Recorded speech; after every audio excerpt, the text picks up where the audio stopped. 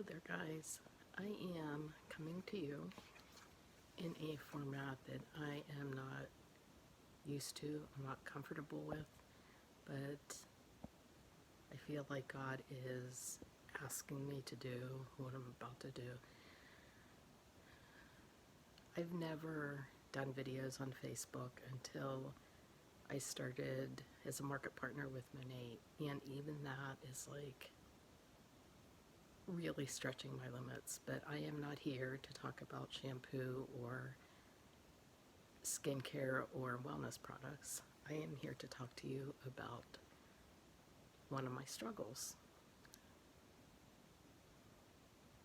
Many of you, if not all of you, know that I have battled with an eating disorder for nearly all my life and didn't know about it until I was in my 50s. Seems kind of crazy, but I can give you the backstory on that if you're interested.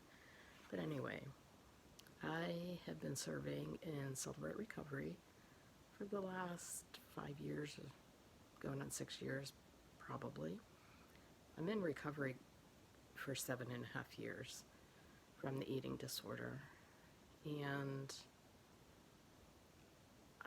I went through various forms of counseling to get a handle on it, but it was not until I did counseling and transformational prayer with the ministry.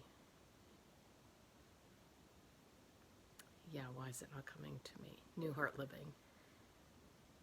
That is something else if you're interested in, I can hook you up, but that counseling that I went through / teaching was transformational in my Christian walk. I learned so many things that I was either taught wrongly or I interpreted wrongly as I was growing up. And ever since I went through that counseling, I have been able to say that, especially in Celebrate Recovery, since we introduce ourselves, I'm a daughter of the King, beloved daughter of the King, celebrating recovery from an eating disorder, where before the counseling that I did through New Heart Living, I would say I'm on a journey towards recovery, but I really feel like I am recovered. I am celebrating recovery.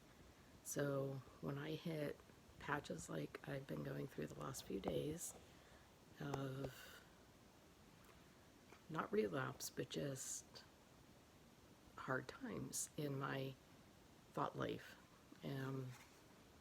where Satan gets in there and whispers things that are not true. Normally I can come back with truth right away, but for some reason these last few days I was letting it bring me down and getting so discouraged because of my weight, to be quite frank.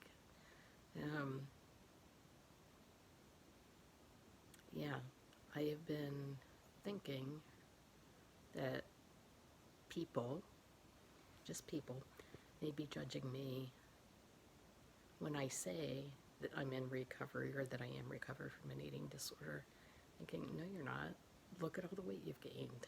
Now, these are, what I'm saying now are some of the thoughts that Satan or the eating disorder have been whispering those lies in my ears. Nobody's believing you that you're celebrating recovery because you've slowly been gaining weight to where you are now, and it's out of control.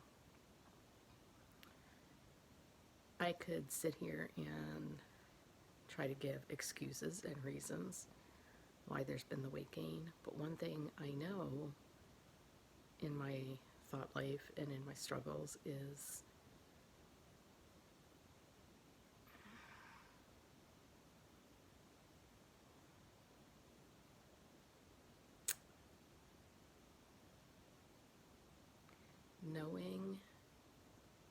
because of things that I've done in the past, knowing that I could lose this weight, I have the willpower to do that. Where that is even a lie, because it's not willpower, it's the control, being in control through the eating disorder is how I was able to lose weight before. And yes, my age has something to do with why this is so difficult right now. The fact that I went through a year, more than a year, of being pretty pretty inactive because of back pain and back surgery. So here I am in this struggle, being uncomfortable with the weight that I am, and knowing that I'm not going to diet. As soon as my thoughts go to restriction, I can't go there at this point. So I've really been struggling. I was in tears yesterday, beating myself up because of it, and getting to the point where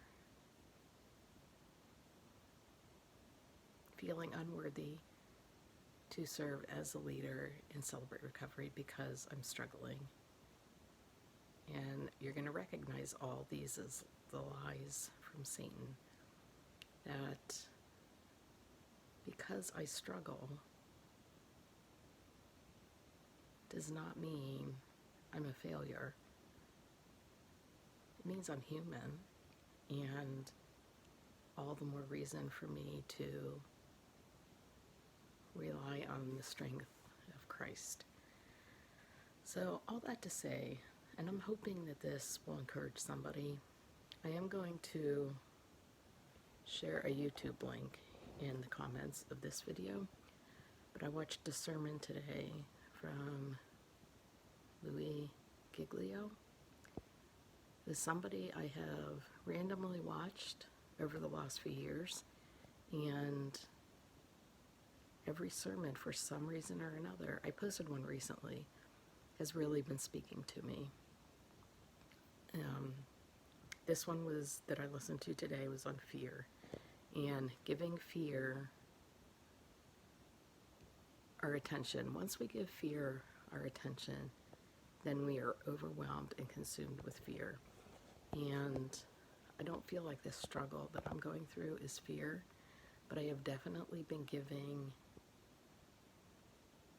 the enemy a voice and a say in what I'm going to believe. I had a conversation with a dear friend today, and she really encouraged me. And one of the things she said was, the whole eating thing is really something that because it's a shared dilemma between the two of us, something that we can surrender to Christ. Between her words of encouragement and this message that I'm sharing from Louie, really helped me process. I'm not on the other side yet, but I'm processing through it, and I know that God is teaching me in this too.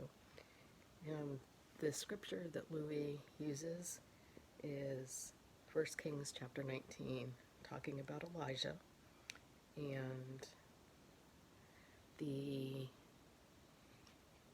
struggle that he was going through, which I don't have all of the details, but the main point from the story that I want to highlight is when Elijah lay down to go to sleep, and God woke him up and said, eat and drink. And God prepared bread, was on the coals.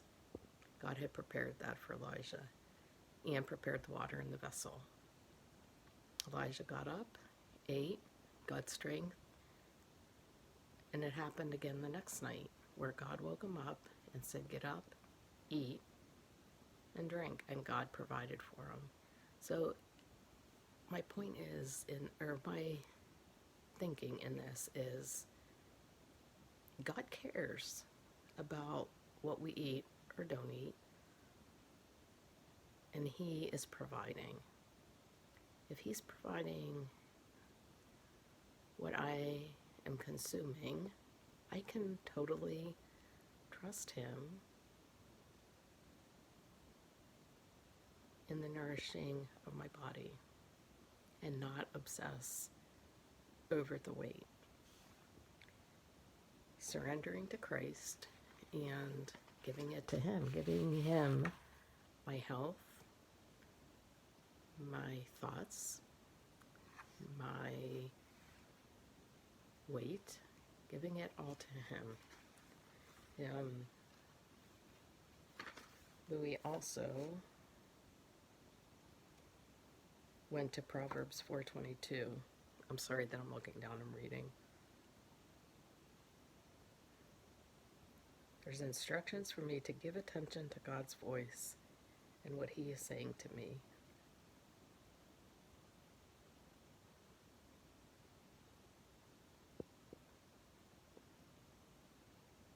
Fear and the eating disorder is trying to be louder than the voice of God, telling me to throw in the towel and defeat.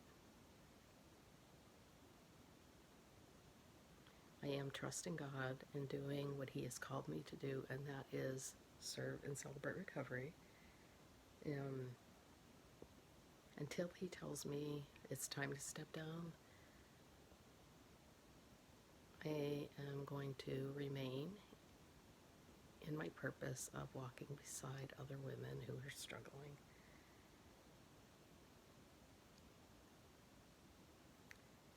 Later in this story, after Elijah lays down, sleeps, gets up, and eats, it talks about him going to the cave, and there's the earthquake and the fire and the wind, and God wasn't in any of those things, but it was a still small whisper. It was God. So God's whisper is affirming me that I am enough, and that every day he will provide exactly what I need, in nourishment to be included. Every day that I am breathing, I have a reason from God to fulfill all that he has for me.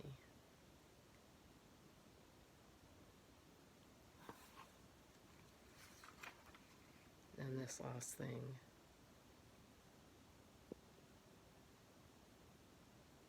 my eating disorder is,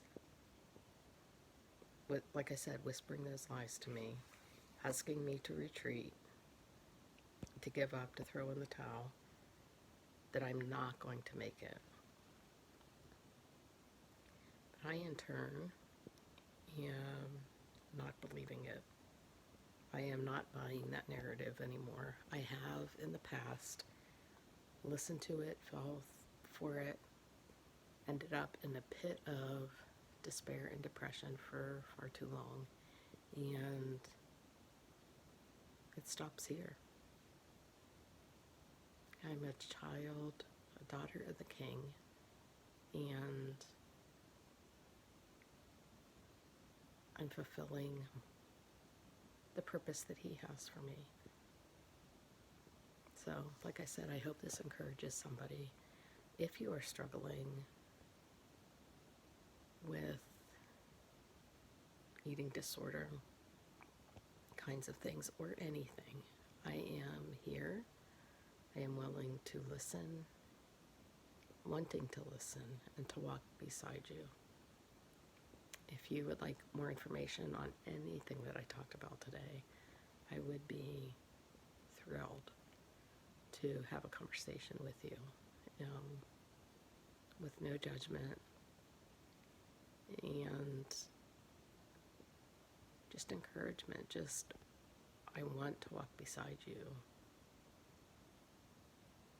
walk together. As I do this with you, it's helping me too in my recovery. So If you have listened to this far, thank you so much, and